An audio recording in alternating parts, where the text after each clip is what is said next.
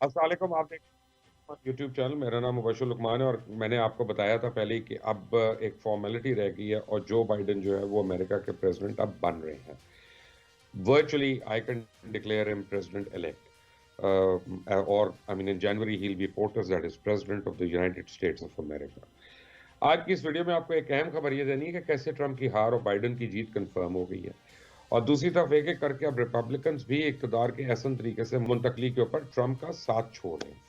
اور تیسرا یہ کہ کیسے سیکرٹ سروسز امریکہ کے لیے شرمندگی کا باعث بننے والے ٹرمپ سے بائیڈن کی طرف ہو رہے ہیں. جیسا کہ آپ کو معلوم ہے کہ امریکن الیکشن کی گہما گہمی ہے اور پوری دنیا کے ناظرین اس وقت ادھر ہی دیکھ رہے ہیں. میں جہاں جاتا ہوں لوگ امریکن الیکشنز کی بات کر رہے ہیں. لوگ بھول گئے ہیں کہ یہاں پہ پی ڈی ایم کے جلسے ہو رہے ہیں. لوگ بھول گئے ہیں کہ دسمبر میں حکومت کو گرانا تھا، مارشل لاء نے آنا تھا. اس وقت بائیڈن ٹرمپ ہو رہا ہے. اور پینسلوینیا ایک بڑی امپورٹنٹ اسٹیٹ ہے اور کریٹیکل اسٹیٹ ہے جہاں 99% ووٹ اب گنے جا چکے ہیں اور یہاں بائیڈن کی لیڈ تقریباً 29,000 ہو چکی ہے. اس سیٹ کے 20 الیکٹورل ووٹس ہیں اور یہ ایک سوئنگ فیکٹر ہے کہ اب بائیڈن جو 253 پہ ہیں، اگر یہ سیٹ جیت جاتے ہیں جو کہ جیت رہے ہیں وہ، تو وہ 273 پہ آٹومیٹکلی پہنچ جاتے ہیں بغیر کوئی اور اسٹیٹ جیتے. ان کو 270 چاہیے پوری طور پہ. اس جارجیا کی ریاست میں بھی 4,000 کی لیڈ سے بائیڈن آ گئے ہیں اور یہاں پہ 99% ووٹس کی گنتی ہو چکی ہے اور اب وہ ووٹ گنے جا رہے ہیں. اب وہ سارے کے سارے جو ووٹ ہیں یہ میل کے ذریعے آئے ہوئے ہیں، یو ایس پوسٹل سروس کے ذریعے. اور ہم دیکھ رہے ہیں کہ پوسٹل بیلٹ زیادہ تر ڈیموکریٹس کا ہے تو جو بائیڈن کو ہی اس میں سے ووٹ ملنے. تو اب اگر میں کہوں کہ ٹرمپ کی واپسی کی کوئی گنجائش نہیں ہے تو ایک غلط نہیں ہے. پر جو بائیڈن ہے کون؟ جو لوگ جو بائیڈن کو نہیں جانتے، میں آپ کو ان کے متعلق بتاؤں کہ یہ بہت ہی ایماندار پولیٹیشین ان کو تسلیم کیا جاتا ہے پوری دنیا میں، صرف امریکہ میں نہیں. وائس پریزیڈنٹ کے طور پہ جب یہ امریکہ کے وائس پریزیڈنٹ تھے تو ان کا سگا بیٹا جو تھا وہ بہت بیمار ہو گیا. اس کا کینسر کا علاج ہو رہا تھا اور جو بائیڈن کا ایک ہی گھر تھا اور وہ گھر جو تھا وہ بک گیا ان کا.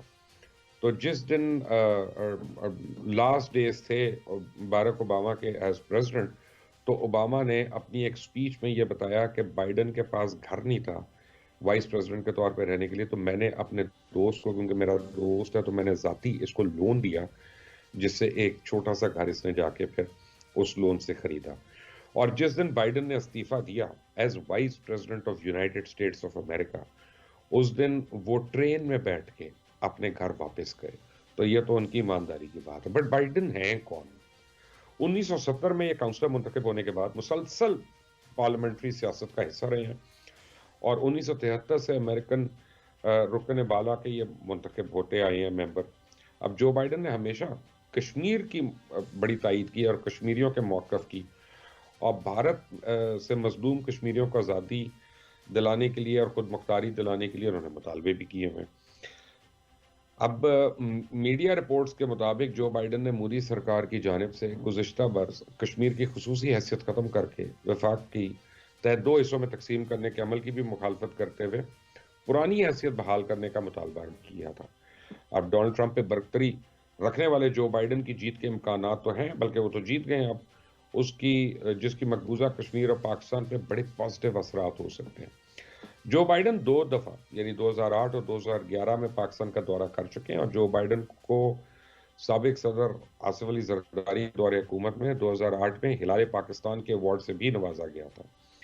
یہ اعزاز سینیٹر جو بائیڈن اور رچرڈ لوگر کو پاکستان کے لیے $1.5 بلین کی امداد منظور کرانے کے لیے وہ اس کوشش کے اعتراف میں دیا گیا تھا. اس کے بعد جو بائیڈن نے آخری مرتبہ وائس پریزیڈنٹ کی حیثیت سے 12 جنوری 2011 میں پاکستان کا دورہ کیا.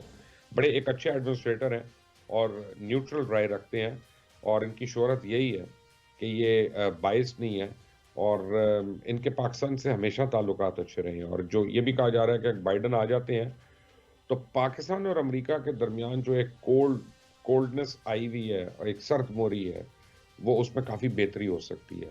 اور ایک بڑا امپورٹنٹ پوائنٹ ہے کہ 3 نومبر کو ٹرمپ بغیر کسی ثبوت کے بار بار ڈیموکریٹس پر انتخاب چوری کرنے کے الزامات عائد کر رہے تھے اور جو ان کی امپورٹنٹ سٹیٹس ہیں اس میں ووٹوں کی گنتی کو چیلنج کرنے کا عزم ظاہر کیا. لیکن ریپبلکنز کے ایک بہت ہی اہم رکن مچ میک کونل کا کہنا ہے کہ اگر جو بائیڈن نے صدارتی انتخاب جیت لیا تو یقیناً پرامن طور پہ اقتدار کی منتقلی ہوگی، اور ایسا 1972 سے ہوتا آیا۔ اور دوسری طرف ٹرمپ اس سال کے شروع میں اقتدار کی منتقلی کا عہد کرنے سے انکار کر دیا تھا انہوں نے، بلکہ پچھلے مہینے تو ان کا کہنا تھا کہ وہ بہتر طریقے سے اقتدار کی منتقلی کیوں کریں گے، وہ تو جیت رہے ہیں۔ اور یعنی اب آپ کو میں ایک بات بتاؤں کہ ڈونلڈ ٹرمپ کو ایک بات کا نہیں پتا کہ ان کا اقتدار منتقل کرنا جو ہے نا کوئی قانون نہیں ہے، کوئی لا نہیں ہے، یہ ایک رسم ہے۔ تو ٹرمپ مانے یا نہ مانے اقتدار منتقل ہو جائے گا۔ بہرحال اب جو ریزلٹس آ رہے ہیں ان کو دیکھتے ہوئے مچ میکونل نے تو کہہ دیا کہ ریپبلکنز اس اقتدار کو ٹرانسفر کرنے میں کوئی رکاوٹ نہیں ڈالیں گے، پیسفل ٹرانسفر آف پاور ہوگا۔ اور ریاست کی طرف سے جو بائیڈن کی سیکیورٹی اب اور سخت ہو گئی۔ کیوں؟ امریکن اسٹیٹ جو ڈیلاویئر ہے اس کے ایک شہر میں جو بائیڈن کے گھر کے اوپر سے گزرنے والی جو ایک انہوں نے نو فلائی زون لگا دیا، اور اس نو فلائی زون کو ایکسٹینڈ کر دیا۔ جب وہ ڈیموکریٹک پارٹی کے پریزیڈنشل کینڈیڈیٹ تھے، سیکرٹ سروس کی درخواست تھی کہ جی بائیڈن کے گھر کے آس پاس 1 میل کی دوری تک پروازوں پہ پابندی کر دیں، اب اس کو 3 میل تک کر دیا۔ اور اب آفیشلی جب وہ پریزیڈنٹ الیکٹ ہو جاتے ہیں تو اس کو اور ایکسٹینڈ کر دیا جائے گا، اور ان کی پوری سیکیورٹی جو ہے ان کو پروٹوکول ابھی سے وہ ملنا شروع ہو جائے گا جو امریکن پریزیڈنٹ کا ہوتا ہے۔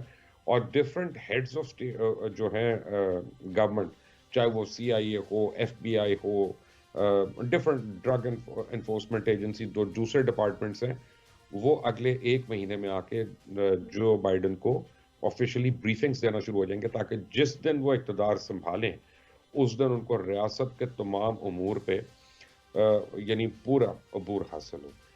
جو بائیڈن اب لگتا یہی ہے کہ اگلے امریکن پریزیڈنٹ ہیں، اللہ کرے کہ وہ مزید جنگیں نہ بڑھائیں، اور اللہ کرے کہ جہاں جہاں امریکن فوجی ہیں وہ ان کو واپس بلائیں۔ ویسے تو وہ کہہ رہے ہیں کہ افغانستان سے نہیں بلائیں گے، لیکن عراق وغیرہ سے وہ بلا لیں، اور ایران کے اوپر اپنی سینکشنز جو ان کو کم کریں، اور سعودی عربیہ کے ساتھ خاص طور پہ میری تو خواہش ہے کہ وہ اپنی پالیسیز کو ری وزٹ کریں۔ بٹ اسٹے ٹیونڈ ابھی، کیونکہ ڈونلڈ ٹرمپ جو ہے وہ خبریں بڑی دیں گے۔ ڈونلڈ ٹرمپ جو ہے نا وہ بیٹھے بیٹھے ایک ٹویٹ کر دیتے ہیں اور اس کے بعد پوری دنیا میں میڈیا کی دوڑیں لگ جاتی ہیں۔ But until the next time, اللہ حافظ۔